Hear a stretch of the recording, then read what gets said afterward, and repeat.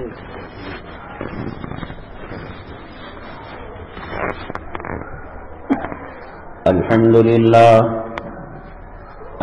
لله نحمده ونستعينه ونستغفره ونؤمن به ونتوكل عليه ونعوذ بالله من شرور أنفسنا ومن سيئات أعمالنا من يهده الله فلا مضل له ومن يضلله فلا هادي له ونشهد أن لا إله إلا الله وحده لا شريك له ونشهد أن سيدنا ومولانا محمدا عبده ورسوله صلى الله عليه وعلى آله وأصحابه وبارك وسلم تسليما كثيرا كثيرا. أما بعد فأعوذ بالله من الشيطان الرجيم. بسم الله الرحمن الرحيم. وما أصابكم من مصيبة فبما كسبت أيديكم. قال النبي صلى الله عليه وسلم إنما بعثت لأتمم مكارم الأخلاق أو كما قال النبي عليه الصلاة والسلام. رب اشرح لي صدري ويسر لي أمري واحلل عقدة من لساني يفقهوا قولي. اللهم صل على سيدنا مولانا محمد في أول كلامنا. اللهم صل على سيدنا مولانا محمد في أوسط كلامنا. اللهم صل على سيدنا مولانا محمد في آخر كلامنا. قابل قدر سامعین کرام، جمادی الاول کی 14 تاریخ 1444 ہجری ہے اور شمسی کیلنڈر کے حساب سے 9 دسمبر 2022 ہے. آج کے جمعہ کے جو اہم عنوانات ہیں وہ یہ ہے: حکماں، حکمران، بادشاہ اور بڑے لوگ جو انسانوں پر حکومت کرتے ہیں، مسلط ہوتے ہیں. یہ الیکشن، یہ انتخاب ایک بہانہ ہے. حقیقت میں اللہ تبارک تعالیٰ کی طرف سے یہ فیصلے ہوتے ہیں: اچھا حکمران ہونا، خراب حکمران ہونا، عادل اور منصف حکمران ہونا، ظالم حکمران ہونا. اللہ تبارک تعالیٰ کے قبضہ قدرت میں سب کچھ ہے. اور دوسرا عنوان ہے قطر کے اندر جو فٹ بال کا فیفا ورلڈ کپ ہے، وہاں اذان، نماز اور اسلام کے داعیوں اور مبلغوں کے ذریعے سے دین کی جو نشر و اشاعت ہو رہی ہے اور میڈیا کے ذریعے سے اس کا پرچار ہو رہا ہے، یہ اسلامی دعوت کا مزاج نہیں ہے. بذات خود جو گیم ہیں بڑے بڑے، فٹ بال ہے، والی بال ہے، کرکٹ ہے، شریعت میں بہت کم نہ ہونے کے درجے میں گنجائش ہے. انسان کی زندگی بڑی قیمتی ہے اور جس کا فائدہ براہ راست انسان کی صحت سے ہو اور اس سے کسی شرعی امر اور شرعی حکم کے اندر گڑبڑ نہ ہو، تو بہت سخت شرائط کے ساتھ اس کی اجازت دی جاتی ہے، عام اجازت نہیں ہے۔ اللہ تبارک تعالیٰ نے دنیا میں انسان کو لہو و لعب اور کھیل کود کے لیے نہیں بھیجا ہے، اس کی ایک ایک سانس اور اس کی زندگی کا ایک ایک لمحہ بڑا قیمتی ہے۔ حضرات صحابہ کرام رضوان اللہ علیہم اجمعین جب جہاد کا اعلان ہوتا تھا تو منہ میں آٹا پھٹ کر وہ پانی پی کر وہ دوڑے ہوئے چلے جاتے۔ کسی نے کہا کہ روٹی بھی تو کھا سکتے ہیں، کہا کہ اتنے وقت سے کم وقت میں ہم جنت کے قریب پہنچ سکتے ہیں۔ قرآن شریف کے اندر اللہ تبارک تعالیٰ نے مومنوں کے جو اوصاف اور مومنوں کی جو خوبیاں بیان فرمائی، اس میں ایک اہم خوبی یہ ہے کہ والذین هم عن اللغو معرضون، کامل مومن اور کامل مسلمان وہ ہے جو لغو کاموں سے بچتا ہے۔ فٹ بال ہو، والی بال ہو، ہاکی ہو، کرکٹ ہو، بہت بڑا وقت اس میں ضائع ہوتا ہے، اور یہ تمام کھیلوں کی باغ ڈور کسی مدرسے کے دارالافتاء سے نہیں ہے اور کسی اسلامی مملکت کے امور شرعیہ کے محکمے سے نہیں ہے۔ یقیناً حدیث پاک کہتی ہے القوی المؤمن خیر من المؤمن الضعیف، طاقتور مومن اور مسلمان کمزور مومن و مسلمان کے مقابلے میں اچھا ہے۔ نبی کریم جناب محمد رسول اللہ صلی اللہ علیہ وسلم جب سواری پر بیٹھتے، گدھے پر، خچر پر، گھوڑے پر چھلانگ لگا کر بیٹھتے تھے، اس کے پائے رکاب اس کے پنجے پر پاؤں رکھ کر بوڑھوں کی طرح، کمزوروں کی طرح نہیں بیٹھا کرتے تھے۔ ہر وہ چیز جو مومن و مسلمان کو نفع پہنچاتی ہو، صحت دیتی ہو، طاقت دیتی ہو، قوت دیتی ہو، شریعت اس سے انکار نہیں کرتی، بشرطے کہ کسی شرعی امر کا اور کسی شرعی حکم سے وہ نہ ٹکراتے ہوں۔ ان کھیلوں کے اندر یہ تو قطر دنیا والوں کو بتانے کے لیے درمیان میں اذان کو روک دیتا تھا، جماعت سے نماز پڑھواتا تھا، یہ الگ بات ہے، لیکن عموماً ان کھیلوں میں سب سے بڑی چیز جوا ہے۔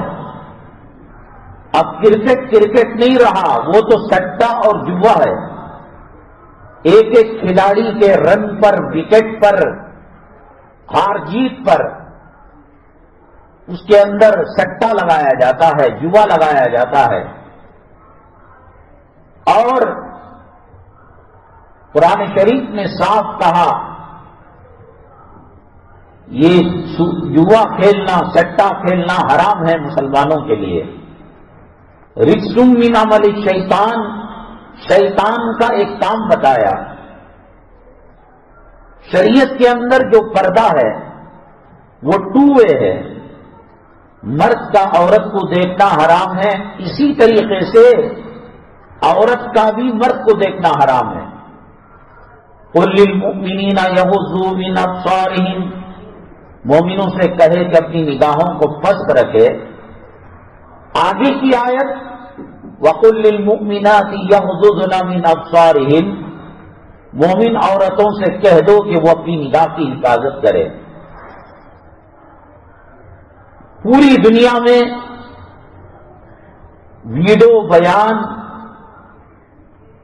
ہر قسم کے دائی، مبلغ، مولوی حضرات کر رہے ہیں، مگر ایک تھوڑی تعداد کو چھوڑ کر۔ حضرت مولانا مفتی سعید صاحب رحمت اللہ علیہ، اللہ غریق رحمت کرے،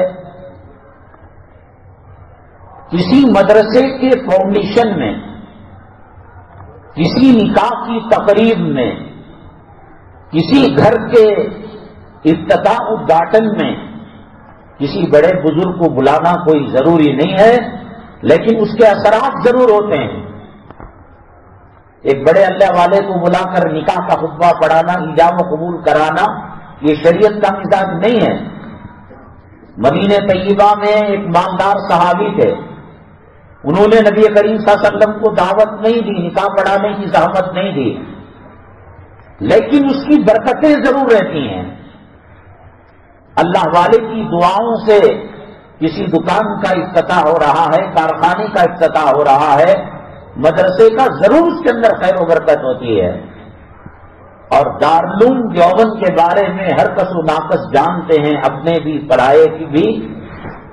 مولانا مفتی ریاست علی صاحب رحمۃ اللہ علیہ نے جو ترانہ لکھا تھا دارالعلوم دیوبند کا، اس کے اندر ایک شعر حضرت نے لکھا تھا، خود ساقی کوثر نے رکھی میخانے کی بنیاد یہاں۔ نبی کریم جناب محمد الرسول اللہ صلی اللہ علیہ وسلم، قاسم نانوتوی رحمۃ اللہ علیہ اور ایک بزرگ کے خواب میں آ کر نو درا جو عمارت ہے مولسری کے احاطے میں، اس کا نقشہ ڈالا۔ صبح کو اٹھے، تہجد نماز سے فارغ ہوئے فجر کی، تو یہ اور ایک بزرگ جو مجذوب قسم کے دیوبند کے اندر تھے، انہوں نے ان سے کہا کہ میں نے خواب دیکھا ہے، انہوں نے ان سے کہا کہ میں نے خواب دیکھا ہے۔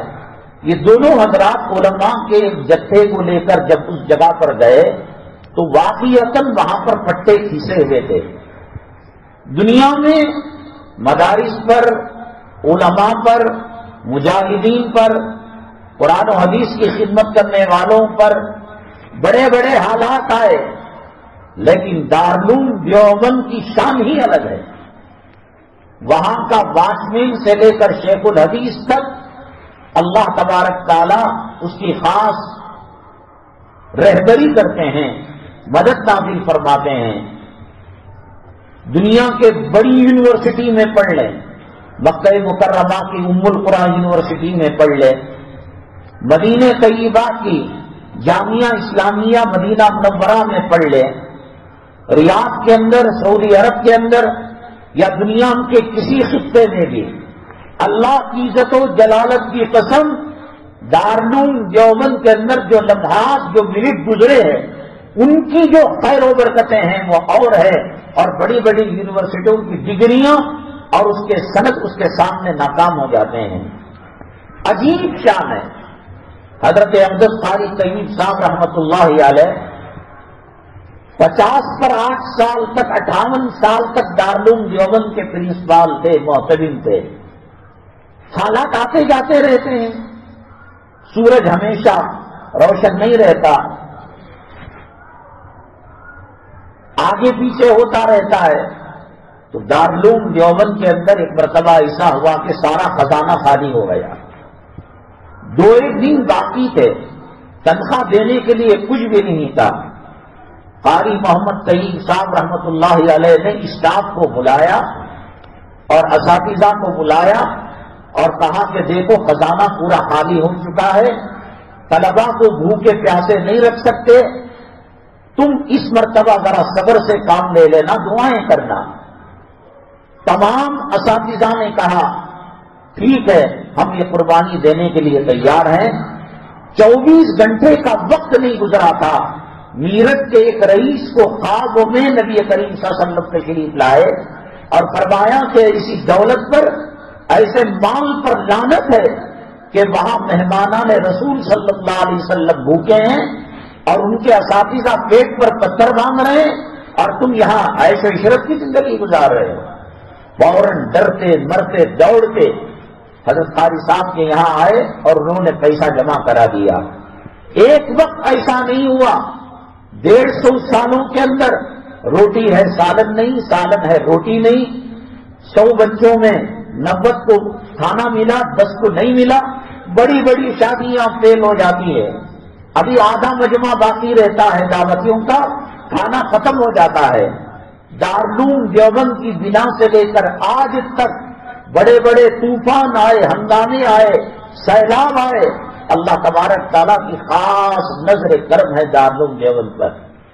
اور جو اساتذہ سے میں نے بتایا، واچ مین سے لے کر اساتذہ تک سب صاحب نسبت بزرگ ہیں.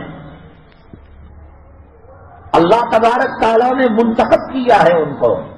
حضرت مفتی سعید صاحب رحمت اللہ علیہ اگر امام ابو حنیفہ رحمت اللہ علیہ کے زمانے میں ہوتے، امام ابو حنیفہ رحمت اللہ علیہ ان کو اپنا نائب بناتے، اپنا خلیفہ بناتے. حضرت شاہ ولی اللہ محدث دہلوی رحمت اللہ علیہ کی کتاب ہے حجت اللہ البالغہ. تقریباً دنیا کے ہر مدرسے میں اس کتاب کو پڑھایا جاتا ہے. حضرت نے اس کی اردو کے اندر تشریح لکھی، بڑی سخت کتاب ہے. ہر استاد کے بس کی بات نہیں کہ وہ اس کتاب کو پڑھا سکے. کئی جلدوں کے اندر رحمت اللہ الواسعہ، اللہ حجت اللہ البالغہ اصل کتاب، اس کی جو شرح لکھی رحمت اللہ الواسعہ. حضرت جب بیاہ ہوئے بیگم کو حافظ قرآن بنایا، بچوں کی شادی کی، بہوؤں کو حافظ قرآن بنایا. کئی 11-12 بچے سب حافظ قرآن، ان کی بیویاں حافظ قرآن، ان کے گھر والی حافظ قرآن. شروع میں ذرا کم دستی تھی، آمدنی کم تھی، حضرت تنخواہ بہت چھوٹی لیا کرتے تھے.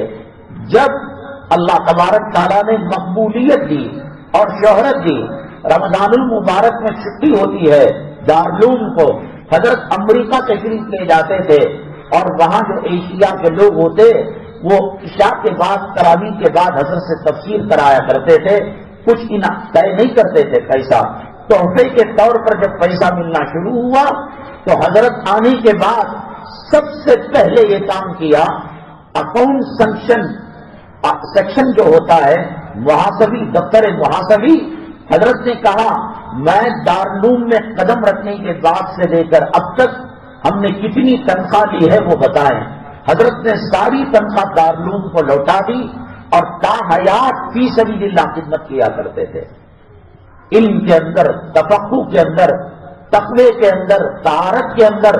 مجھے تو یقین ہے اللہ کی ذات سے کہ حضرت کے درس کے اندر جنات اور دوسری مخلوق بھی استفادہ کرتی ہوگی. حضرت جب آخری درس دینے لگے دارالعلوم کے دارالحدیث کے اندر، الفاظ نہیں نکل رہے تھے، ہچکیاں بند ہو گئی تھیں اور طلبہ زاروں قطار رونے لگے، ہچکیوں پر آ گئے. حضرت کو اللہ تبارک تعالیٰ نے بتا دیا کہ مسند حدیث پر یہ آخری آپ کا درس ہے. تمام اسٹاف سے، طلبہ سے معافی طلبی کر لی اور علاج کے لیے بامبئی گئے. لاک ڈاؤن کا زمانہ تھا.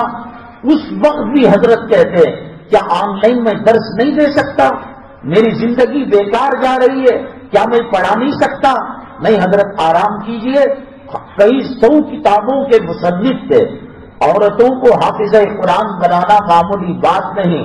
ہم یہاں پر بیٹھ کر سنتوں کی بات کریں گے، قرآن کی بات کریں گے، حدیث کی بات کریں گے، لیکن گھر کے ماحول کو شریعت کے سانچے میں ڈالنا یہ ہر کسی کی بات نہیں. ہم نے 2 ہستیاں دیکھی، ہوں گے بہت سارے دارالعلوم کے اساتذہ ہوں گے، مشائخ ہوں گے، آنکھوں سے جو دیکھا کہ جن کی معاشرت، گھریلو زندگی باہر کی زندگی سے زیادہ مضبوط تھی. حضرت اقدس استاد محترم مولانا سید ارشد مدنی صاحب دامت برکاتہم العالیہ، اللہ تبارک تعالیٰ بہت لمبا سایہ امت مسلمہ پر دائم قائم اور صحت و عافیت کے ساتھ رکھے. حضرت کے گھر میں کئی مہینے ہمارا قیام رہا، بلکہ حضرت ہی نے ہمیں بلا کر کفالت کی، فیس باندھتے رہے، کھانے پینے کا نظم کیا. کبھی بھی ایسا نہ ہوا. بہت بڑا پردہ کرنے والا اور بہت بڑا اپنی عورتوں کو پردے میں رکھنے والا. کبھی ایسا ہو جاتا ہے دہلیز کے پاس آمنا سامنا ہو گیا، کسی فقیر مہمان کو کچھ دے رہے تھے، آمنا سامنا ہو گیا. پوری زندگی اللہ کی قسم کھا کر کہا جا سکتا ہے کیا عورتیں بھی رہتی ہیں. وہ ایسا سسٹم گھر کا بنایا، عورتیں کہاں سے آتی ہیں، کہاں سے جاتی ہیں، اور کبھی بغیر برقعے کے تو سوال ہی پیدا نہیں ہوتا.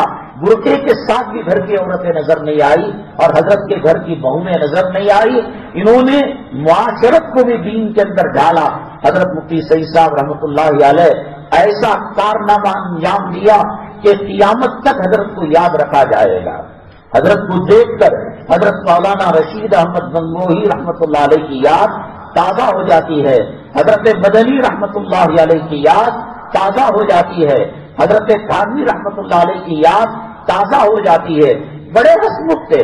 جو لوگ بڑے عہدوں پر ہوتے ہیں چڑچڑے ہوتے ہیں، سامان ایسا رکھو، یہ بات جو تم بولے غلط، ایسا کرنا غلط. حضرت کے ساتھ جو حضرات سفر کیے ہیں پتہ ہی نہیں لگتا کہ 10 گھنٹوں کا سفر تھا یا 10 منٹ کا سفر تھا. حضرت لطیفے سناتے، حضرت چٹکلے سناتے، یوٹیوب کے اندر حضرت کے بیانات ہیں، حضرت کی مجالس ہیں، حضرت کے امریکہ کے مواعظ ہیں. آپ سنیے اللہ تبارک تعالیٰ نے علم کا نور کتنا پھوٹ پھوٹ کر بھرا ہوا تھا. بہرحال میں یہ عرض کر رہا تھا کہ انہوں نے اپنی زندگی کا ایک لمحہ ضائع نہیں کیا. اللہ تبارک تعالیٰ نے بلوغیت کے بعد سے لے کر تا وفات یہ اللہ کے راستے میں خدمت انجام دیتے رہے. حضرت مولانا قاری محمد طیب صاحب رحمۃ اللہ علیہ مہاراشٹر کے دورے پر تھے. حضرت کے چاہنے والے ایک مرید اور حضرت کے شاگرد حضرت کو گھر کے اندر مہمان بنا کر رکھا اور حضرت کی خدمت کیا کرتے تھے. فرماتے ہیں کہ ایک مرتبہ حضرت کو ایسی دوائیں دی گئی کہ اس کے اندر نیند کا غلبہ تھا. حضرت منع کرتے، کہتے کہ مجھے پڑھنے دو. حضرت مولانا شفیع صاحب رحمۃ اللہ علیہ جو ابھی حال کے اندر رفیع عثمانی ان کے والد اور تقی عثمانی، یہ رفیع عثمانی تقی عثمانی یہ 2 بھائی ہیں. یہ دیوبند میں ان کی پیدائش ہوئی اور ان کے والد حضرت مولانا محمد شفیع صاحب رحمۃ اللہ علیہ. آج بھی تھانہ بھون کے اندر جائیے، حضرت آج کیا ہے پیری مریدی، آپ نے میری مرید بن گئے، میں شیخ بن گیا، 2-1 مجلسوں میں حاضری ڈالی. حضرت نے کہا ایسا نہیں ہوگا، ہمارے یہاں خانقاہوں میں رکنا پڑے گا، چلا کشی کرنی پڑے گی، وقت گزارنا پڑے گا. تمہارے دلوں کو، تمہارے راتوں کو، تمہارے معاملات کو، تمہاری معاشرت کو اور تمہارے تہذیب کو دیکھا پرکھا جائے گا. آج بھی وہ جو کچھ کمرے حضرت کی یاد میں باقی ہیں اس میں حضرت مولانا مفتی محمد شفیع صاحب رحمۃ اللہ علیہ کا کمرہ حجرہ بھی ہے جس کے اندر حضرت آرام فرمایا کرتے تھے اور حضرت کی تربیت ہوئی. حضرت مولانا تقی عثمانی صاحب دامت برکاتہ العالیہ فرماتے ہیں ہمارے ابا حضور ٹوائلٹ کو جاتے تو اتنا وقت بیکار سمجھ کر وہاں صاف کیا کرتے تھے، ٹوائلٹ کو مجلہ مصفح کر دیا کرتے تھے.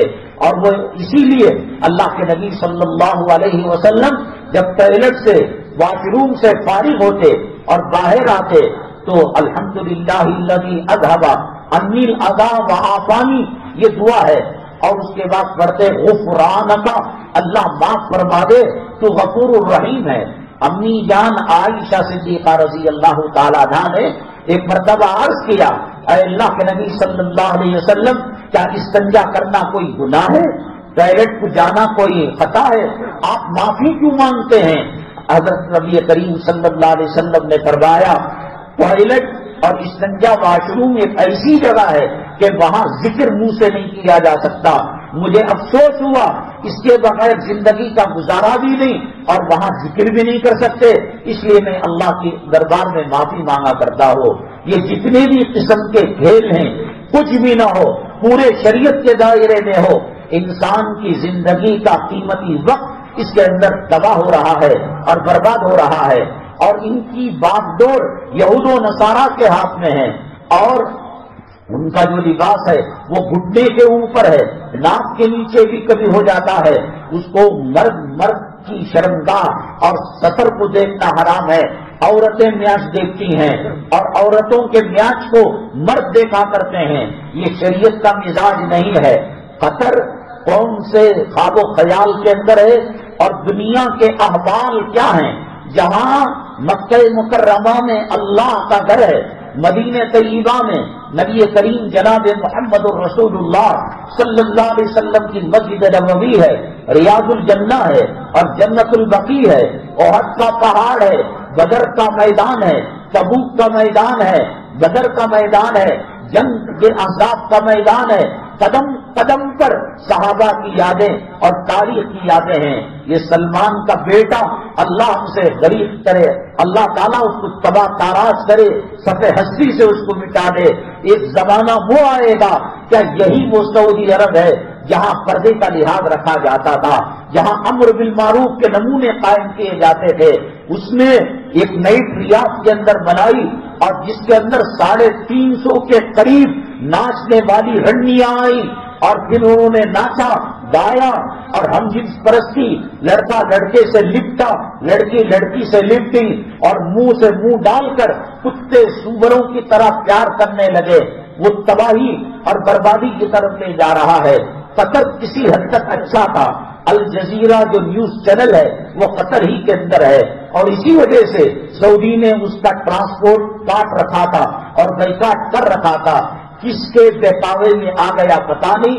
اب مکے کی سرزمین، مدینہ طیبہ کی سرزمین، محبت وحی، اللہ کے قرآن نازل ہونے کی سرزمین، بقی کی سرزمین، معلّہ کی سرزمین، مطاف کی سرزمین، صفا مروہ کی سرزمین، مینا کی سرزمین، مزدلفہ کی سرزمین، عرفات کی سرزمین، ریاض الجنہ کی سرزمین اور حجرہ عائشہ صدیقہ رضی اللہ تعالیٰ عنہا کی سرزمین اور نبی کریم جناب محمد الرسول اللہ صلی اللہ علیہ وسلم کی مسجد نبوی جہاں ایک رکعت پڑھنے پر 50,000 رکعتوں کا ثواب ملا کرتا ہے.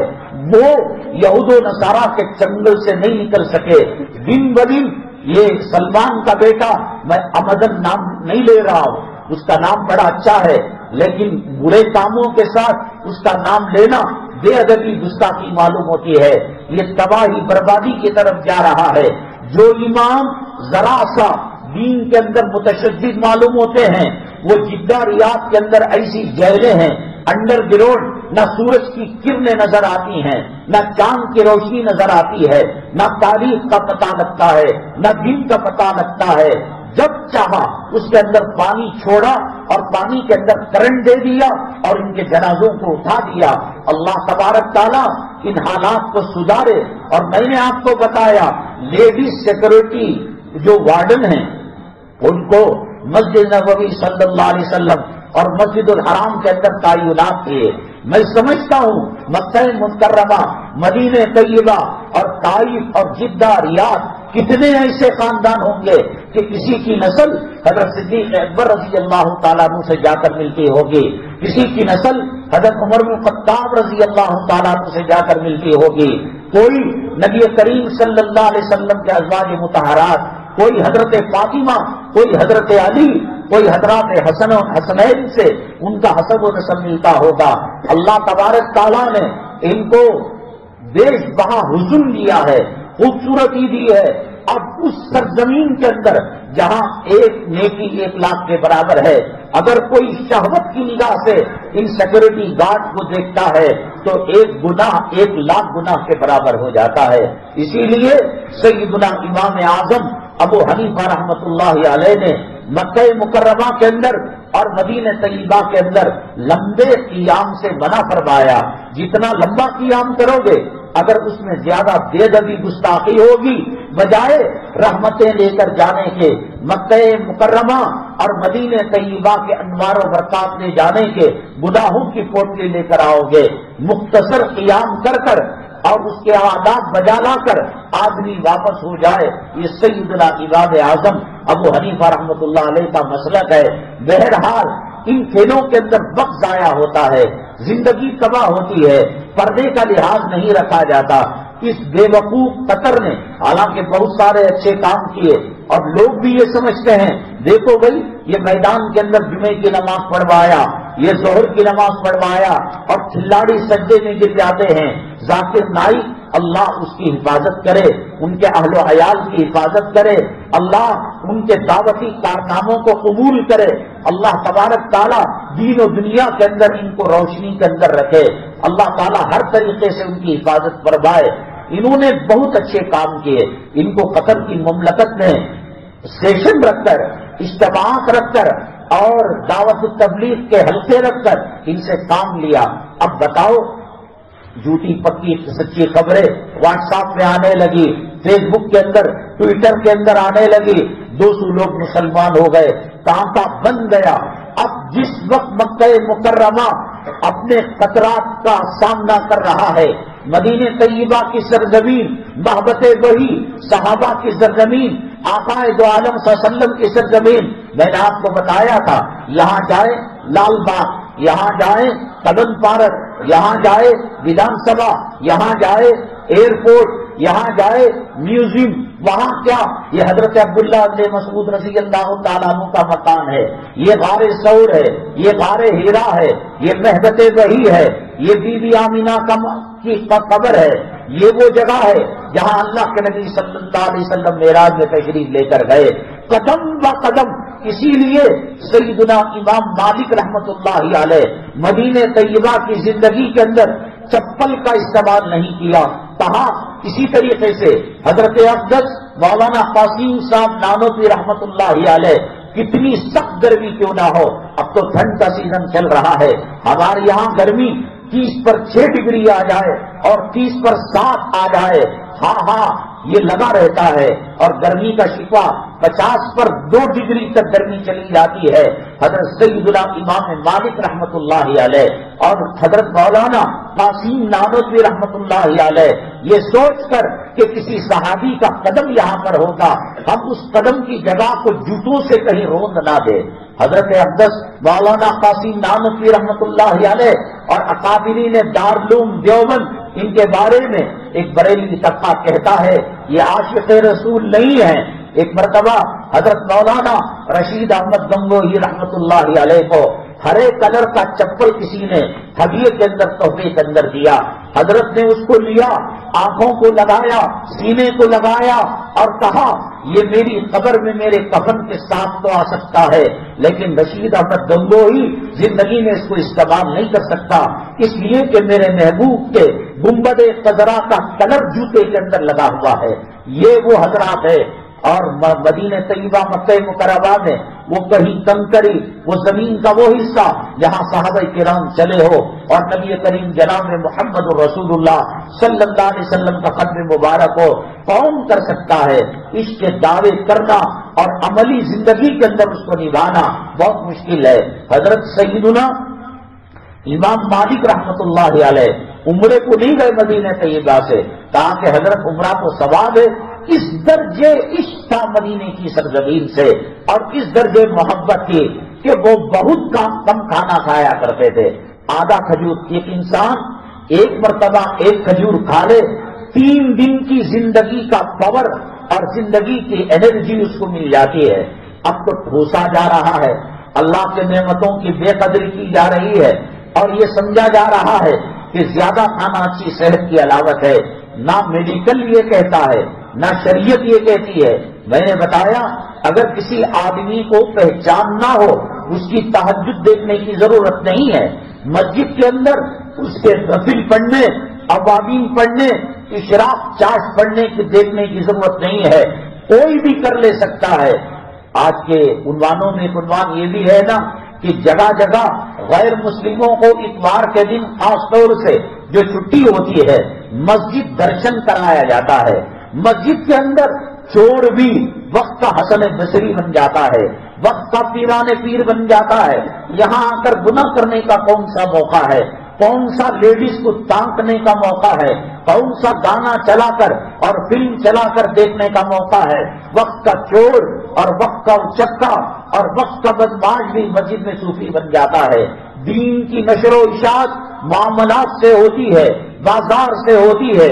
حضرت اقدس علامہ انور شاہ کشمیری رحمت اللہ علیہ پاکستان تشریف لے جا رہے تھے اور ختم نبوت کے علم بردار تھے اور زندگی کا مشن حضرت نے بنایا تھا۔ میں اللہ کی قسم کھا کر جمعہ کی اس نورانی منبر میں اللہ کی قسم کھا کر کہتا ہو کہ 100 کمپیوٹر 1.5 لاکھ GB کے حضرت کے قوت حافظہ کے، حضرت کے میموری پاور کے سامنے ہار جائیں گے۔ بازار سے گزرا کرتے تھے، کان کے اندر انگلیاں ڈال لیتے اور روئی رکھ لیتے اور شاگرد پوچھتے حضرت یہ کیوں کر رہے ہو؟ حضرت فرماتے غیر ارادی طور پر نہ چاہتے ہوئے جو گانوں کی آواز کانوں میں چلی جاتی ہے 70 سال تک وہ میموری کے اندر میرے آ جاتے ہیں.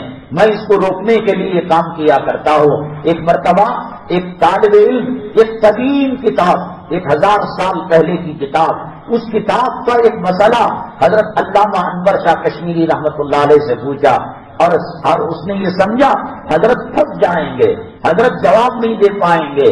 علامہ اقبال رحمت اللہ علیہ, علامہ انور شاہ کشمیری رحمت اللہ علیہ کا ہاتھ ان کے سر پر نہ ہوتا اور حضرت ان کی اصلاح نہ کیے ہوئے ہوتے, اللہ کی عزت و جلالت کی قسم وہ قادیانیت کے اندر زندگی گزار کر قادیانی بن کر ان کی موت آتی. یہ علامہ انور شاہ کشمیری رحمت اللہ علیہ کا جگر تھا, یہ ان کا تقویٰ اور طہارت, یہ کرامت تھی کہ مجلسوں کے اندر بیٹھ وہ اپنے علاقے کے, پاکستان کے بہت بڑے علاقے کے قادیانوں کے علاقائی ذمہ دار تھے. حضرت نے ان کے شکوک و شبہات دور کیے. تو 1000 سال پہلے کی کتاب کی عبارت پڑھ کر کوئی مسئلہ پوچھا حضرت کو پھنسانے کے لیے. حضرت نے کہا تم بے وقوف ہو, تمہیں سمجھ نہیں ہے. وہ اصل عبارت یہ ہے. کسی نے کہا کہ حضرت ابھی پڑھ کر آئے یا کل پڑھ کر آئے؟ حضرت نے فرمایا میں گجرات کے سفر میں تھا, ایک گھر کے اندر مہمان تھا, میرا وقت بیکار جا رہا تھا, تو میں نے میزبان سے کہا کہ کوئی کتاب لاؤ. اس نے کہا کہ حضرت مجھے کتاب کا سر ورق نہیں ملا, ابتدائی صفحہ نہیں ملا, اور مجھے معلوم نہیں کس فن کی یہ کتاب ہے, کس عنوان کی یہ کتاب ہے, بس یہ کتاب ہے. حضرت فرماتے ہیں 20 سال پہلے میں نے اس کتاب کو دیکھا تھا. علامہ انور شاہ کشمیری رحمت اللہ علیہ مسجد کے اندر نمازوں کو دیکھ کر کوئی مومن ہوتا. ہندوستان کے اندر اسلام کیسے آیا؟ کیرلا کے راستے سے. کیا مسجد کے ملا بنے تھے؟ کیا مدرسے کے استاد بنے تھے؟ کیا دارالفتہ کے مفتی بنے تھے؟ کیا کسی خانقاہ کے شیخ اور مرشد بنے تھے؟ کاروبار کے ذریعے سے جب حضرات صحابہ کرام کا اور ان کے تربیت یافتہ لوگوں کا وقت آیا تو بازار کے اندر جو چیزیں بیچا کرتے تھے اور لوگ جو 1000 روپے میں بیچتے یہ 10-20 روپے کے اندر بیچتے اور کہتے اس کے اندر عیب ہے, چوہے نے کپڑے کو کتر لیا ہے اور گندا پانی پڑ کر دھبا لگ گیا ہے. یہ ہونا تھا. ان کی مارکیٹ چمکنے لگی, اوروں کا کاروبار ٹھپ ہونے لگا. بادشاہ کو جا کر کاروباریوں نے شکایت کی کہ جناب والا یہ عرب کے تجار نے آ کر ہمارے پیٹ پر پتھر باندھنے پر مجبور کر دیا ہے. تو انہوں نے ان کو بلایا اور کہا کیا معاملہ ہے؟ کہا کہ اس طریقے سے ہم دیانت اور ایمانداری سے کاروبار کیا کرتے ہیں. بادشاہ نے کہا میں بھی تمہارے کاروبار میں شریک ہوتا ہوں. اور اللہ کا کرنا یہ ہوا شق قمر کے معجزے کو اس نے دیکھ رکھا تھا, چنانچہ وہ اسی وقت ایمان لے کر آیا. اور جب وہ مومن و مسلمان ہوا, کاروباری مومن و مسلمان ہوئے, اور گاؤں کا گاؤں کیرلا کا اکثر خطہ اسلام کے اندر داخل ہو گیا. ہماری تراویح, ہمارے جمعہ, ہماری تلاوت, ہمارے اذان کو دیکھ کر کوئی مسلمان نہیں ہوتا. ہاں اگر غلط فہمی ہے کہ انہوں نے مسجدوں کے اندر ہتھیار چھپا رکھے ہیں, یہ جہاد کی ٹریننگ دیتے ہیں, یہ غلط فہمی دور تو ہو سکتی ہے, لیکن اسلام کی نشر و اشاعت اللہ تبارک تعالیٰ نے معاملات کے ذریعے سے کرائی ہے. حضرت اقدس مولانا تقی عثمانی صاحب دعوت برکاتہم العالیہ ایک واقعہ ذکر کیا ہے کہ ایک یہودی بازار کے اندر سودا سلف لینے کے لیے آیا اور ایک مسلمان کی دکان تھی اور کہا کہ یہ پرچی ہے, اتنے کلو چاول چاہیے, اتنے کلو آٹا چاہیے, اتنے کلو شکر. وہ پرچی اس نے دی. اس نے کہا کہ جاؤ سامنے والا تمہارا بھائی ہے, یہودی ہے, اس سے آپ سودا سلف کر لے لو. آج ہماری کوشش یہ ہوتی ہے کہ وہ سامنے والا تباہ ہو جائے, برباد ہو جائے. میرے جیب میں پیسہ آنا چاہیے, میری جورو بچے اچھے رہنے چاہیے, میری زندگی صحیح ہونی چاہیے, سامنے والا بھاڑ میں جائے. آج چیزوں کے اندر جو ملاوٹ ہے وہ کینسر پیدا کرتی ہے. کتنے مسلمان جو ہوٹلوں کا پتا, چائے کا پتا استعمال شدہ ہوتا ہے, بیس پتا ہوتا ہے, کبھی کسی چائے کے ہوٹل کے سامنے نالی میں کچرے کے پاس چائے کے پتے کو دیکھا آپ نے, موز کی دکان کے پاس موز کے چھلٹے نظر آتے ہیں, فروٹ کی دکان کے پاس کٹے ہوئے, سڑے ہوئے, گلے ہوئے سیب کے ٹکڑے نظر آتے ہیں. تو چائے کی دکان کے سامنے بیچ پتا کیوں نہیں نظر آتا؟ اس کو ایک آدمی خریدتا ہے، روپے کا مال 10 پیسے میں 4 آنے میں کیمیکل ڈالا جاتا ہے، رنگ بھرا جاتا ہے۔ اطباء اور سائنسدان یہ کہتے ہیں، فوڈ کے ماہرین یہ کہتے ہیں، وہ رنگ اور وہ ایسنس اور وہ کیمیکل انسان کے اندر کینسر پیدا کرتا ہے۔ انسان کو کھا رہا ہے، نگل رہا ہے، ان کے گھروں کو جلا رہا ہے، تباہ برباد کر رہا ہے۔ ایسی نفسانی کی حالت کے اندر وہ تاجر نے کہا آپ سامنے سے لے لیجیے۔ سامنے گیا، سودا سلف لیا اور واپس جا رہا تھا، لیکن اس کو بڑا عجیب سا لگا کہ یہ سامان رکھتے ہوئے کاروبار کیوں نہیں کیا؟ سب تو اپنی طرف کاروباری آدمی اپنی تجارت کو فروغ دیتا ہے، بڑھاوا دیتا ہے، لیکن اس کو کیا ہو گیا؟ تو اس کے بعد اس نے جا کر کہا کہ آج میرے دکان میں اتنا بیوپار ہو گیا ہے کہ آج کی ہنڈی چڑھ سکتی ہے۔ آج ہمارے گھر کے اندر میری بیوی بچے بھوکے نہیں سو سکتے۔ میں صبح سے دیکھ رہا ہوں کہ ایک گاہک بھی صبح سے شام تک اس کے پاس نہیں آیا۔ میں نے سوچا چلو اس کے بھی 4 پیسے بن جائے، تو وہ رونے لگا یہودی اور کہنے لگا کہ ہاتھ بڑھائیے، سودا سلف مجھے یہودی کے دکان سے مل گیا اور ایمان آپ کے ہاتھ پر ملا ہے۔ اللہ کے نبی صلی اللہ علیہ وسلم بازار کے اندر تشریف لے کر گئے اور ایک آدمی کو دیکھا کہ غلہ اور اناج کا بیپار کر رہا ہے، تو اوپر سوکھے اور اچھے دانوں کو رکھا ہے۔ آپ صلی اللہ علیہ وسلم نے اس کے اندر ہاتھ کو ڈالا تو اندر گھٹیا قسم کا غلہ اور اناج تھا اور بھیگا ہوا تھا۔ اللہ کے نبی صلی اللہ علیہ وسلم نے تاجر سے پوچھا یہ کیا کر رہے ہو؟ اس نے کہا اسی طریقے سے کاروبار کیا جاتا ہے۔ آپ نے فرمایا من غشنا فلیس منا، جو دھوکہ دے وہ ہماری برادری سے اور امت محمدیہ صلی اللہ علیہ وسلم میں اس کا شمار نہیں ہے۔ بہرحال علامہ انور شاہ کشمیری رحمت اللہ علیہ جب قادیان کا سفر فرما رہے تھے، راستے میں ان کو ٹرین بدلنا تھا۔ حضرت کے چہرے بشرے کو دیکھ کر اور آپ کی بزرگی اور تقوی اور طہارت کے اثرات کو دیکھ کر اسٹیشن ماسٹر نے کہا یہ ویٹنگ ہال ہے، یہاں آپ آرام کر لیجئے، اور حضرت کا بسترا لگایا اور چراغ دیا۔ حضرت نے پوچھا اسٹیشن ماسٹر سے یہ آپ کا ذاتی چراغ ہے یا ریلوے کی پراپرٹی ہے، ریلوے کی ملکیت ہے؟ اسٹیشن ماسٹر نے کہا نہیں، یہ تو ہمارے اسٹیشن ماسٹر کی آفس کا چراغ ہے، ریلوے کی ملکیت ہے۔ علامہ انور شاہ کشمیری رحمت اللہ علیہ نے کہا میں آپ کا ذاتی مہمان ہوں، ریلوے پراپرٹی اور ریلوے ملکیت کی چیز استعمال کرنا شریعت اجازت نہیں دیتی۔ یہ کہنا تھا کہ حضرت کے ہاتھ پر اس وہ ایمان لے کر آ گیا اور اسلام لے کر آ گیا۔ ہماری نمازوں کو دیکھ کر، کعبے کے طواف کو دیکھ کر، نبی کریم جناب محمد الرسول اللہ صلی اللہ علیہ وسلم کے روضے کی حاضری کو دیکھ کر کوئی مسلمان نہیں ہوتا۔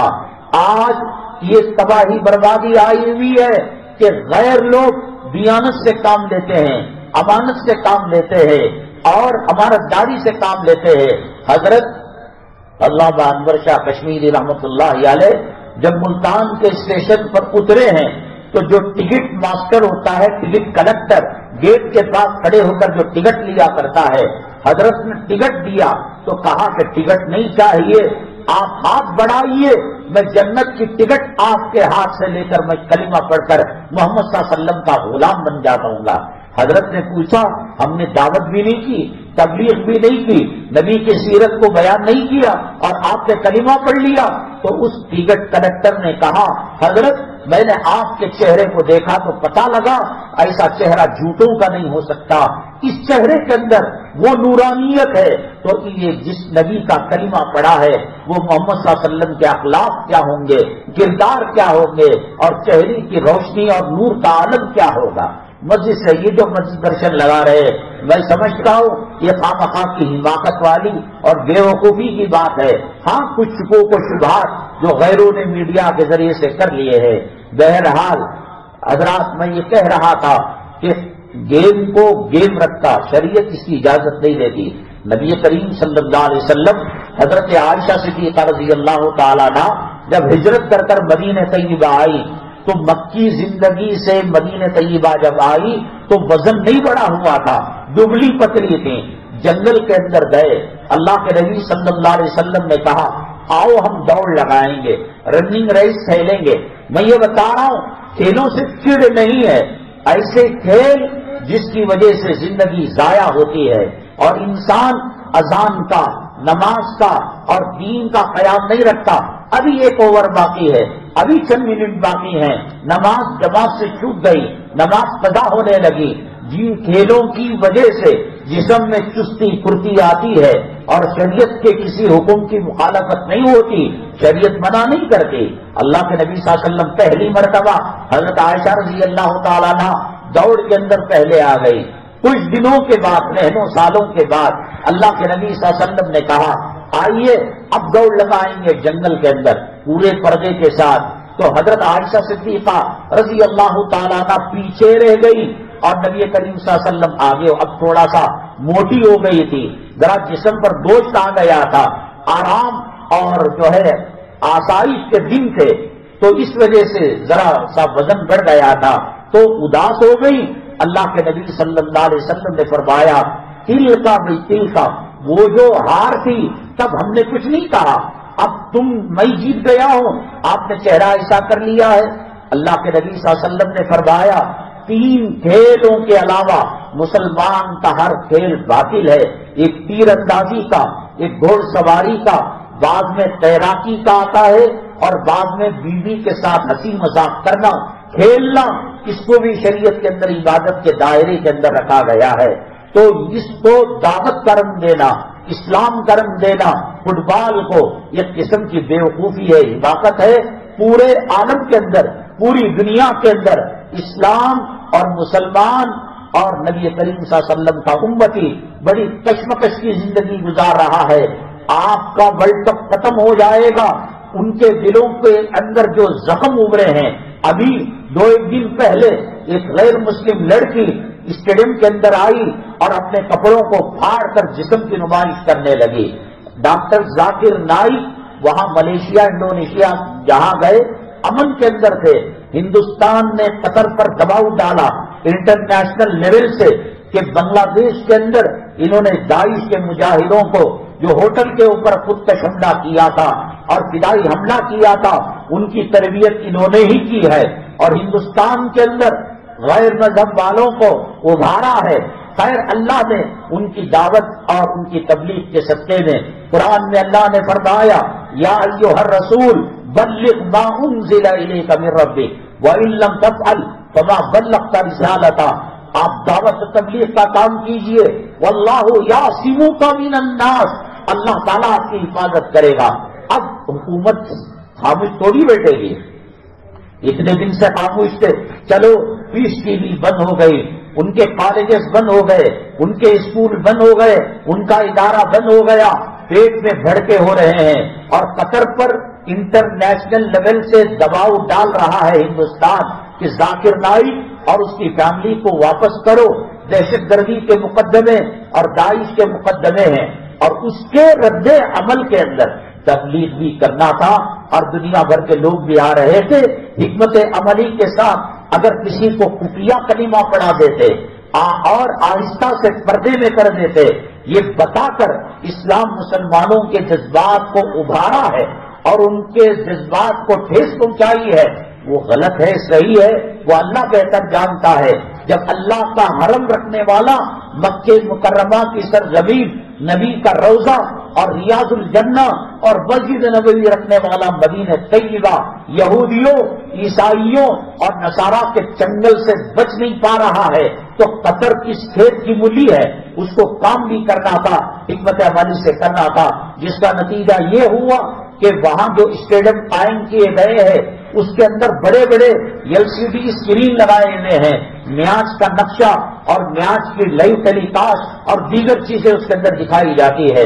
ہندوستان قطر سے انتقام لینے کے لیے اور قطر سے جو آگ لگی تھی کہ یہود و نصارہ قطار دم قطار کھڑے ہو کر ایمان و اسلام کو قبول کر رہے ہیں، کافر تب خاموش بیٹھے گا، اسلام مسلمان دشمن تب خاموش بیٹھے گا گجرات کا انجام دیکھا آپ نے.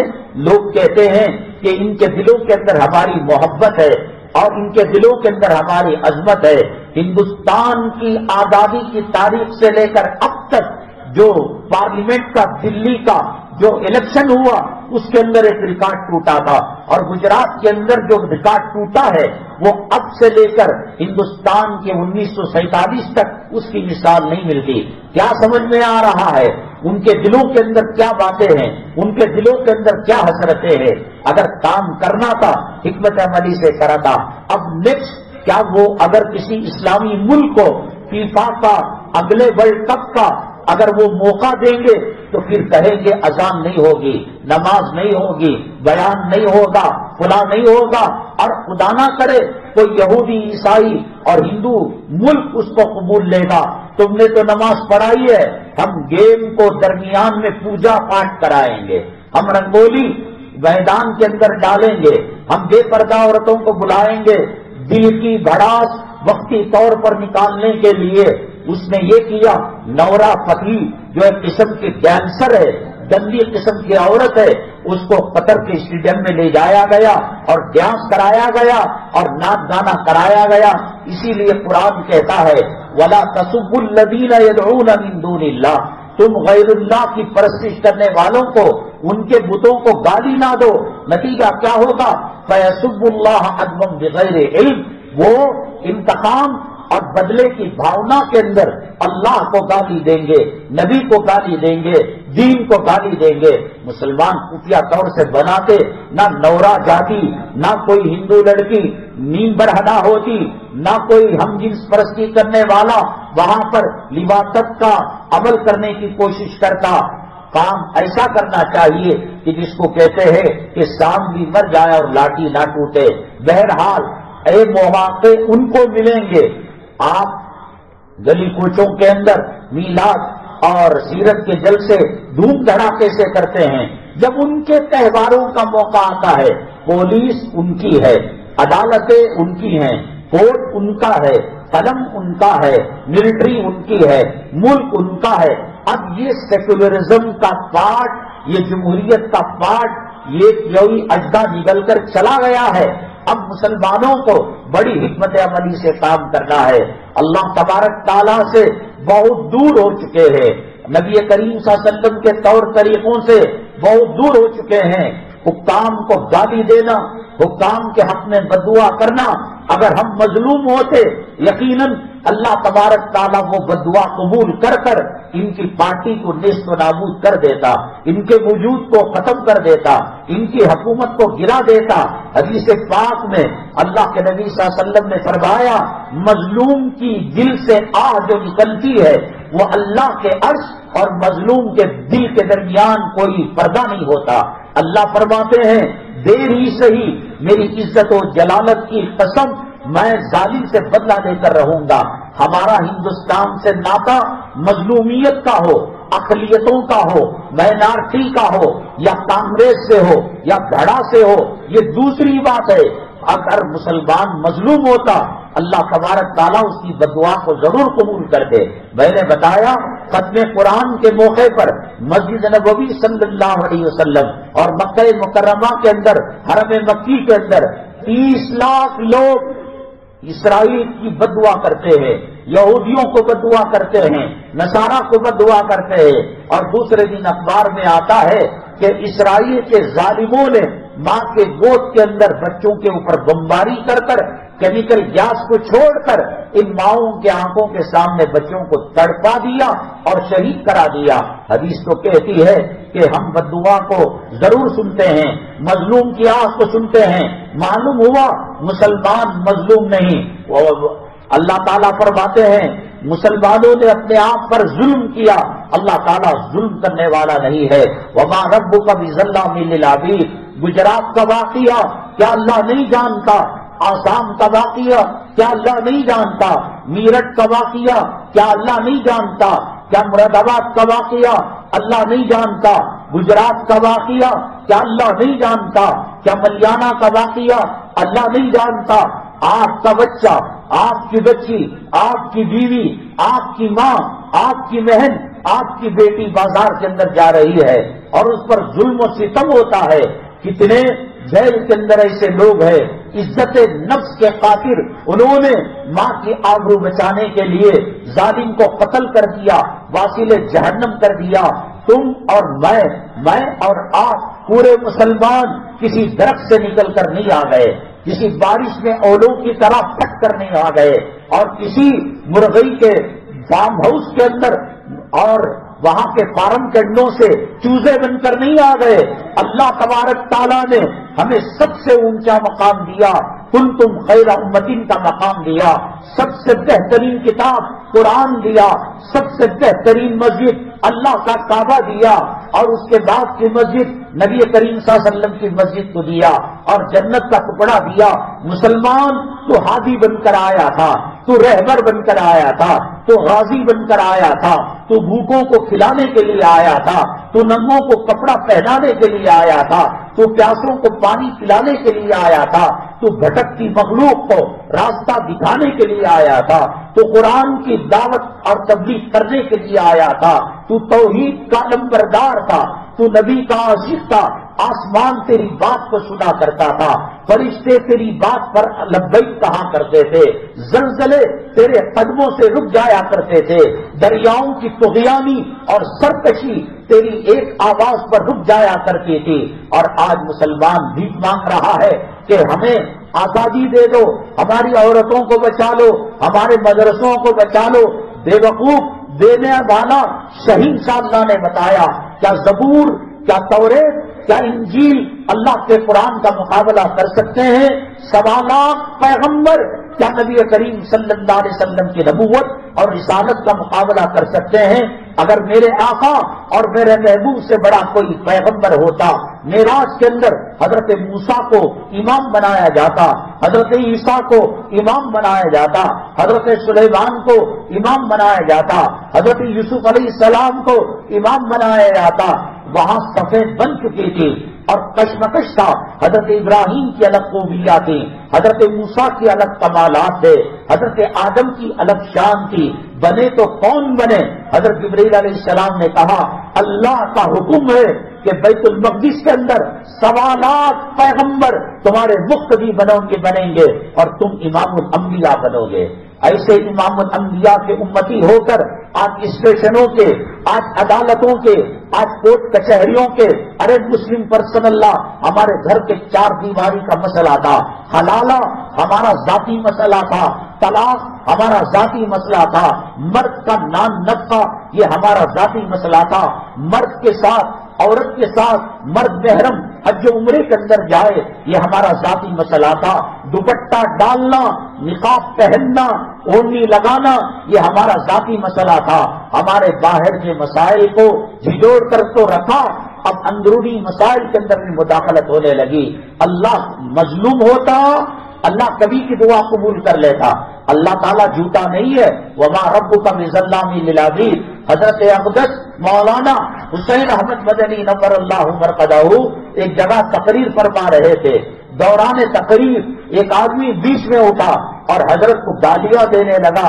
کانگریس کے ٹکڑوں پر پلے ہوئے ہو, کانگریس کے ایجنٹ ہو, کانگریس کے دلال ہو.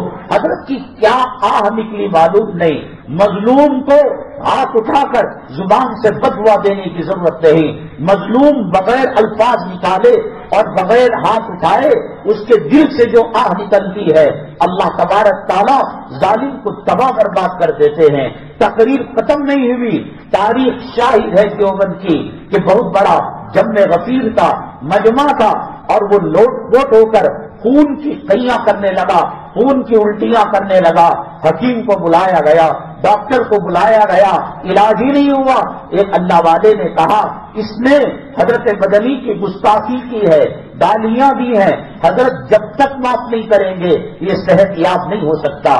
ایک حضرت رسول پاک صلی اللہ علیہ وسلم کے غلاموں کے غلاموں کے غلاموں کے غلام, ان کی آہ فوراً اثر کرتی ہے. اگر گجرات میں ہمیں ستایا جا رہا ہے, اگر ہمیں میرٹھ, ملیانہ, مراد آباد, آسام کے اندر ستایا جا رہا ہے, ہماری آہیں اللہ کیوں نہیں سن رہا ہے؟ داڑھی والوں کا پرسنٹیج زیادہ ہے یا داڑھی مڈانے والوں کا پرسنٹیج زیادہ ہے؟ آؤ 40 سال کے اندر وہاں پر جو مسلمانوں کے ولیمے ہوتے ہیں، ولیمہ نبی کی سنت ہے، سور کے گوشت سے بدتر بے حیائی وہاں نظر آتی ہے۔ 70-80 سال کی بڑھیا وہاں جا کر میک اپ کر اور وہاں جب آتی ہے 16 سال 17 سال کی چھپری بننے کی کوشش کیا کرتی ہے۔ کیا داڑھی منوں پر اللہ کی رحمت آئے گی؟ کیا نماز کے چھوڑنے والوں پر اللہ کی رحمت آئے گی؟ پیران پیر حضرت سیدنا شیخ عبد القادر جیلانی رحمت اللہ علیہ فرمایا کرتے تھے، بے نمازی اتنا منحوس ہے کہ اس کو کسی مسان کے حوالے کر دو، تالاب کے اندر ڈال دو، مرنے کے بعد نالے میں ڈال دو، اس کو مسلمانوں کے قبرستان میں دفن کرو گے، 40 دن تک اس کی بے نمازی کی نحوست سے قبرستان کے مردوں کو تکلیف ہوگی۔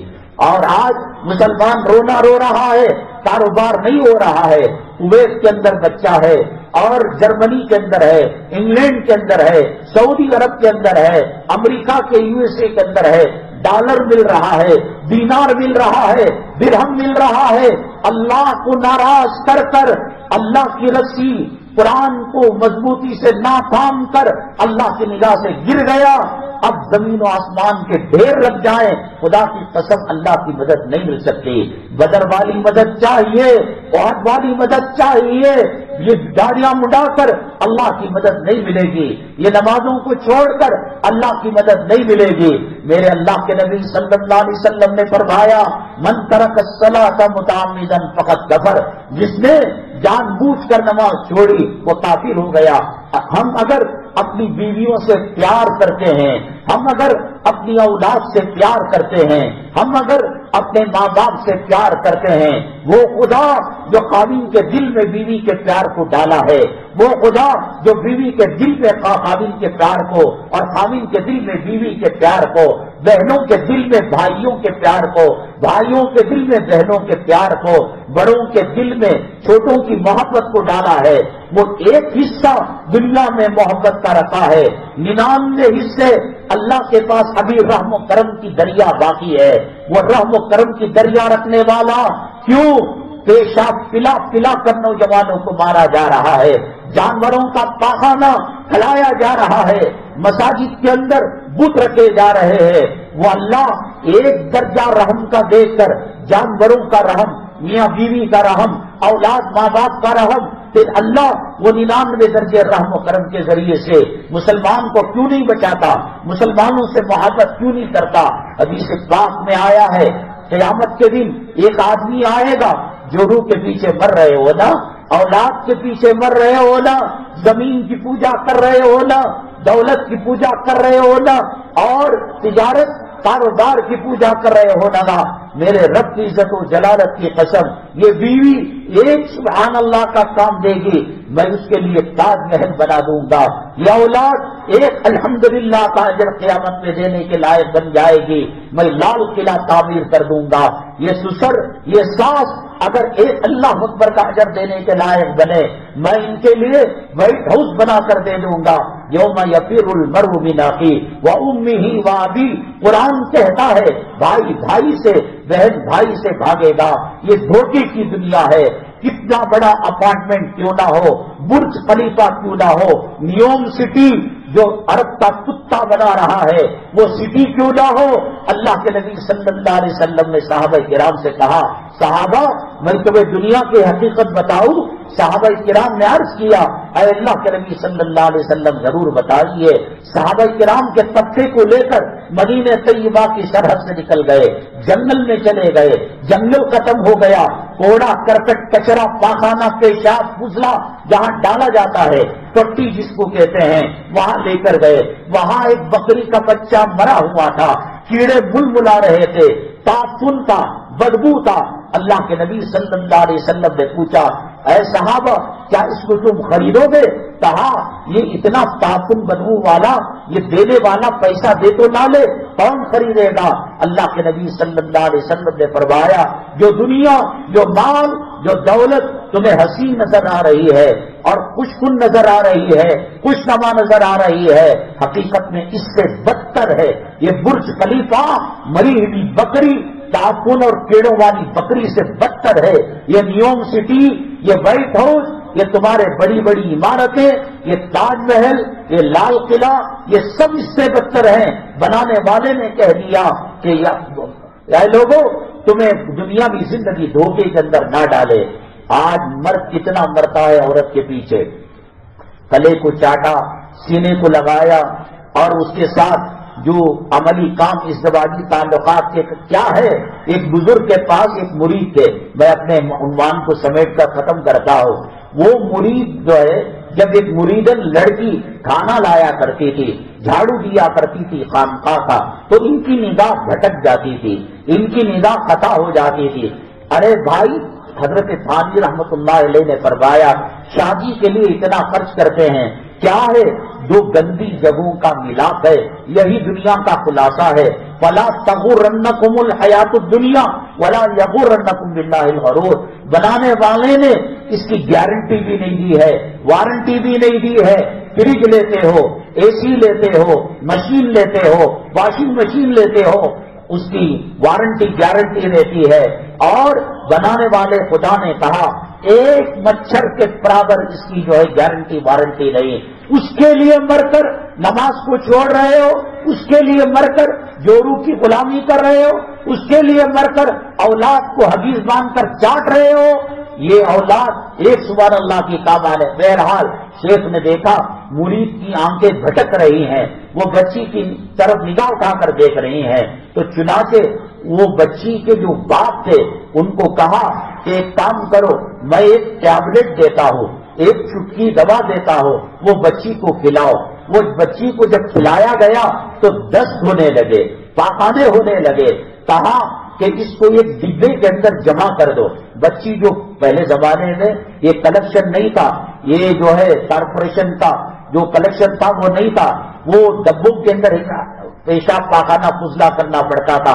ایک ڈبے میں جمایا اور 2-3 دن کے بعد جب وہ لڑکی آئی تو گال پچکے ہوئے، سیاہ حلقے، چہرہ کمزور اور جسم میں کمزوری، ایسا لگتا 80 سال کی بڑھیا. شیخ نے کہا کہ بیٹے اب کیوں نہیں دیکھ رہے ہو؟ یہ تو وہی لڑکی تھی نا، کل نگاہ اٹھا اٹھا کر دیکھتے تھے، برے خیالات کیا کرتے تھے، اب کیوں نہیں دیکھ رہے ہو؟ انہوں نے صاف کہہ دیا حضرت یہ بڑی خوبصورت تھی، بڑی حسن کی ملکہ تھی، بیوٹی کانٹیسٹ میں جاتی، ایک نمبر 1 آتی. اللہ کے قدرت کا یہ تو عرفان کی ٹیپاٹ کی مریض آ لگتی ہے، اسے دیکھ کر الٹی آنے لگتی ہے. حضرت نے اس کے باپ کو کہا اس کا پیشاب پاخانہ جس ڈبے میں جمع کیا ہے اس کو لے کر آؤ. لانے کے بعد مرید کو کہا کہ دیکھو جب تک یہ پیشاب پاخانہ اس کے جسم میں تھا تم مجھ سے محبت کیا کرتے تھے، تمہاری محبت لڑکی سے نہیں پیشاب پاخانے سے تم کیا کرتے تھے. میرے بھائی ہندوستان کے جو الیکشن ہیں ہم پہلے ہی بتا چکے ہیں، یہ سب ہمارے اعمال کا نتیجہ ہے. جو لوگ غیر مسلم ہیں وہ اللہ کے یہاں مکلف ہے ہی نہیں، ہم اللہ کے دربار کے مکلف ہیں. سوال ہم سے ہوگا، جواب ہم سے ہوگا. ہم کیا کر رہے ہیں؟ بخار کا تھرمامیٹر منہ میں رکھ رہے یا جسم کو لگا رہے. تھرمامیٹر کہتا ہے 110 ڈگری 120 ڈگری بخار ہے، تو ہم کو علاج کرنا چاہیے یا تھرمامیٹر کو پتھر سے توڑ دینا چاہیے؟ ایک بیوقوف کہنے لگا ارے بھائی یہ تھرمامیٹر فساد کی جڑ ہے، یہ ہمارے بخار کو بتاتا ہے، توڑ دو. توڑ دینا اس کا علاج نہیں ہے. حکومت جو آئی ہے وہ RSS کی ہو، وہ بھاجپا کی ہو، وہ ترنگا کی جو بھی ہو، یہ حکومت قصوروار نہیں ہے. بھیجنے والا، دلوں میں رحم ڈالنے والا، دلوں میں محبت اور شفقت ڈالنے والا اللہ تبارک تعالیٰ ہے. ہمارے اعمال کا نتیجہ ہے تھرمامیٹر کے پھوڑنے سے بخار دور نہیں جاتا، دوائی کرنے سے جاتا ہے. توبہ کر لو، کل کی زندگی کا بھروسہ نہیں ہے. توبہ کر لو، کل ماں بہنوں کے ساتھ ان کی عصمت عفت اور پاک دامنی کی کوئی ضمانت گارنٹی نہیں ہے. دنیا کو طلاق دے دو. حضرت علی کرم اللہ وجہہ نے کہا اے دنیا فلا تغری، مجھے دھوکہ نہ دے، تجھے میں نے 3 طلاق دے کر رکھا ہو.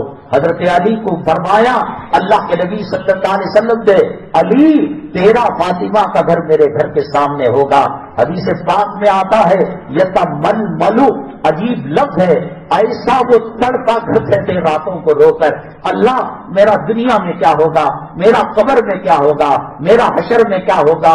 وہ علی جو خلفائے راشدین میں سے تھے، وہ علی جو حضرت فاطمہ کے شوہر تھے، وہ علی جو حسنین کے ابا تھے، وہ علی جن کو اللہ کے نبی صلی اللہ علیہ وسلم نے کہا علی تیرا گھر جنت میں میرے گھر کے سامنے ہے۔ یتململو، شاید وہ عربی لفظ کو کوئی سمجھ سکے، اور محدثین نے لکھا جیسا بچھو کے ڈنک مارنے پر، سام کے ڈسنے پر کوئی آدمی تڑپتا ہے۔ گناہ نہیں کیا آپ نے، گنہگار نہیں ہے، جنت ان کی گارنٹی ہے، ہماری موت کی بھی گارنٹی نہیں ہے، ہمارے قبر کی بھی گارنٹی نہیں ہے، ہمارے ایمان کی گارنٹی نہیں ہے، ہمارے نمازوں کی گارنٹی نہیں ہے۔ اللہ کے نبی صلی اللہ علیہ وسلم فرماتے ہیں ایک سلام کے بعد دوسرے سلام کی گارنٹی نہیں ہے۔ کتنے نوجوان جوانی کی دہلیز میں پہنچتے پہنچتے اللہ کو پیارے ہو گئے۔ توبہ کر لے میرے بھائی، حرام کا راستہ چھوڑ دے، اللہ کا راستہ اپنا لے، علماء کے دامن کو مضبوطی سے پکڑ لے، کلام پاک اور نمازوں کا اہتمام کیا کر۔ پچھلی جمعہ ہم نے سوال رکھا تھا، حضرت نظام الدین اولیاء رحمت اللہ علیہ کے پاس، اللہ والوں کے پاس بظاہر دنیا نہیں ہے لیکن دنیا کے مالک ہوتے ہیں۔ یہ دنیا دار اپارٹمنٹ رکھتے ہیں، تاج محل رکھتے ہیں، لال قلعہ رکھتے ہیں، اور اندر سے ان کی زندگی بڑی کھوکھلی ہوتی ہے۔ قرآن کہتا ہے میرے طریقے سے جو ہٹے گا فَإِنَّ لَهُ مَعِيشَةً ضَنْكَ، اس کی زندگی کو ہم تنگ کر کے رکھ دیں گے۔ یہ سائیکل چلاتا ہے، یہ پیمن لگا کپڑا پہنتا ہے، لیکن کتنی زندگی میں ان کے امن و امان ہے، ان کے چھوٹی چیز میں ہمالیہ پہاڑ اتنا خیر و برکت ہے۔ ایک سید زادہ نظام الدین اولیاء رحمۃ اللہ علیہ کے پاس آیا اور آ کر کہنے لگا کہ حضرت گھر کے اندر بڑا تنگ دستی ہے اور فقر و فاقہ ہے، کچھ عنایت کیجیے۔ 3 دن دیکھا، آج بھی تبلیغی مرکز نظام الدین کے بغل میں حضرت نظام الدین اولیاء رحمۃ اللہ علیہ کا مزار مبارک ہے، آپ جا کر دیکھیے، آج بھی کھانا بٹ رہا ہے۔ حضرت اجمیری رحمت اللہ علیہ کے دربار کے اندر آج بھی مسافر کھانا کھا رہے ہیں، کھانا فری بٹ رہا ہے۔ ان کی سخاوت کے دریا قیامت تک بہیں گے۔ حضرت نے خانقاہ کے خدام سے، خادموں سے، واچمین سے پوچھا، نگرانی کرنے والوں سے، کیا کوئی چیز گھر میں ہے دینے کے لیے؟ نہیں، 1 دن نہیں، 2 دن نہیں، 3 دن نہیں۔ اس کے بعد یہ کہنے لگا حضرت ہم نے بہت تعریف سنی تھی، یہاں ملتا ہے، یہاں تو کچھ بھی نہ ملے، میرا وقت ضائع ہو رہا ہے۔ حضرت نے کہا کچھ تو ہوگا، تو خادم نے کہا حضرت آپ کی 2 پرانی جوتیاں شو اسٹینڈ میں، شو ریاض کے اندر رکھی ہوئی ہے۔ حضرت نظام الدین اولیاء رحمت اللہ علیہ نے یہ پیپر میں کپڑے میں باندھ کر کہا بیٹے اس کے علاوہ میرے پاس کچھ نہیں ہے، یہ جو تم دیکھتے ہو جھوپڑی میں جنت کے مزے لیتے ہیں یہ لوگ۔ حضرت سفیان ثوری رحمت اللہ علیہ نے فرمایا وقت کے بادشاہ کو ہمارے سکون کا پتہ لگ جائے، فوجیوں کو اور لشکروں کو لے کر ہم پر حملہ کیا کریں گے۔ دل کا سکون کیا ہوتا ہے، الا بذکر اللہ تطمئن القلوب، داڑھی مڈا کیا جانے، حرام خور، سود خور، رشوت خور کیا جانے، بے نمازی کیا جانے۔ 2 جوتے دیے، چہرہ مسور کر جھریاں لا کر جانے لگا کہ بھئی میں نے خامخواہ کی بات سنی کہ بہت نوازتے ہیں۔ اس زمانے کے اندر ہوٹل لانڈنگ نہیں تھی، لوگ مسافروں کے لیے مسافر خانے بناتے اور وہاں کھانے پینے کا انتظام گاؤں کے لوگ کیا کرتے تھے۔ یہ تھک ہار کر چل کر جو سید زادے تھے وہاں آرام کرنے لگے۔ سلطان تغلق جو بادشاہ تھا وہ کہیں سفر میں گیا ہوا تھا، وہ دلی واپس آ رہا تھا، وہ بھی اس آشرم کے اندر مسافر خانے کے اندر آرام لینے کے لیے وہاں گیا۔ امیر خسرو جو نظام الدین اولیاء رحمت اللہ علیہ کے پکے سچے مرید ہیں اور خلفاء میں ان کا شمار ہوتا ہے، وہ قوالی گاتے ہیں، اس میں علماء کا اختلاف ہے، لیکن نظام الدین اولیاء رحمت اللہ علیہ کے خلیفہ تھے۔ تو وہ جب گئے سلطان تغلق اسی جو ہے مہمان خانے میں، مسافر خانے میں آرام کے لیے گیا، امیر خسرو کو اپنے پیر و مرشد حضرت نظام الدین اولیاء رحمت اللہ علیہ سے اتنی عقیدت کہ جوتوں کی خوشبو سے پہچان لیا یہاں کوئی میرے حضرت کا مرید خلیفہ آیا ہوا ہے۔ سب سے کہا تو ایک سید زادہ جو جوتا لے کر آیا کہنے لگا ہاں بھائی میں حضرت سے مل کر آیا ہوں. کہا کہ یہ خوشبو کیسے آ رہی ہے؟ اس نے کہا تمہارے حضرت کے پاس کچھ مال وال دولت روپیہ پیسہ تو نہیں، بیٹی کی شادی اور گھر کے خرچے کے لیے ہم نے پیسہ مانگا اور یہ جوتیاں دے کر بیچ دی، بتاؤ کون اس کو خریدے گا؟ کہا کتنے بھاؤں میں بیچو گے؟ حضرت کے پاس 7 لاکھ درہم تھے اس زمانے کے، آج کے کروڑوں روپے ہو جائیں گے. اس کے بعد وہ 7 لاکھ درہم امیر خسرو نے سلطان تغلق کو جو شعر و شاعری کی نظم سنایا، بادشاہ خوش ہو کر 7 لاکھ درہم دیا تھا. وہ 7 لاکھ درہم دے کر کٹے ہوئے جوتے اپنے پیر و مرشد کے کپڑے میں ڈال کر حضرت سے ملاقات کے لیے آ گئے. حضرت نظام الدین اولیاء نے امیر خسرو سے کہا سلام کلام کے بعد کہ بھائی کیسے آنا ہوا؟ کہا کہ حضرت آ ہی رہا تھا. آپ کے پاس وہ کیا کپڑے میں رکھا ہے؟ کہا جوتے رکھے ہیں اور سید زادے سے 7 لاکھ درہم کے اندر خریدا ہے. کہا پٹے پرانے جوتے اور اتنے رقم کے اندر آپ نے خریدے؟ کہا کہ حضرت اگر وہ کہتا کہ 7 لاکھ سے کام نہیں چلے گا، جان دینے سے کام چلے گا، میں جان دے کر جوتے خرید لیتا. اللہ والوں کے اب دیکھو وقت لمبا ہو رہا ہے. پالن حقانی رحمت اللہ علیہ پیدائشی طور پر خوال تھے، چوروں اچکوں ڈکیتیوں کے خاندان کے اندر پیدا ہوئے، اور اس زمین میں اس آسمان کے نیچے زمین کے اوپر ایسا آدمی کسی کو نہیں ملا. وہ آیت نمبر، حدیث نمبر، صفحہ نمبر، باب نمبر، کوئی مولوی کا باپ بھی یہ کام نہیں کر سکتا جو انہوں نے کر کر قدرت سے دکھایا. وہ کیسے ہوا؟ ندی کے کنارے سفر میں جا رہے تھے، ایک مجذوب قسم کا آدمی تھا، پھٹے پرانے کپڑے پہننے والے، وہ کھچڑی کھا رہا تھا اور جھوٹی کھچڑی کا نوالا جب پلیٹ میں لگا گرا تو اس کو اٹھا کر پالن حقانی رحمۃ اللہ علیہ کو کھلا دیا. حضرت فرماتے ہیں کہ جیسے ہی میں نے نوالا کھایا میری دل کی ظلمتیں دور ہو کر اللہ نے علم الہی سے، نور نبوت سے اللہ نے میرے دل کو منور کر دیا. حضرت کہتے ہیں کہ میرے پڑھنے کا انداز غلط ہو سکتا ہے لیکن حوالہ اگر کوئی غلط بتائے ثابت کرے گا تو 70 لاکھ روپے بطور انعام دوں گا. تو یہ اللہ والوں کی خدمت میں رہنا، ان کے کپڑے کو ہمارے گھر میں پیدا ہونے والے بچے کو پہلے لگانا جسم سے، یہ سب خیر و برکت کی چیزیں ہیں.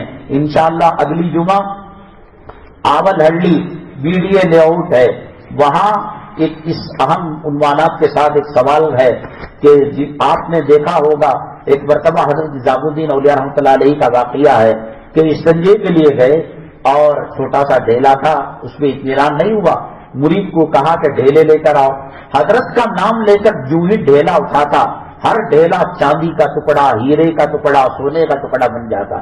وہ مرید پٹکتا کہ حضرت کو استنجا کے لیے آبدس کے لیے ڈھیلا چاہیے مٹی کا، اور اس نے حضرت کو پردے میں سے آواز لگائی حضرت نہیں مل رہا. تو جب یہ مٹی اٹھاتے اور مٹی سونا ہو جاتی تو اس زمانے کے غریبوں کی غربت کو کیوں نہیں دور کر دیتے؟ بچوں کی شادیاں کیوں نہیں کر دیتے؟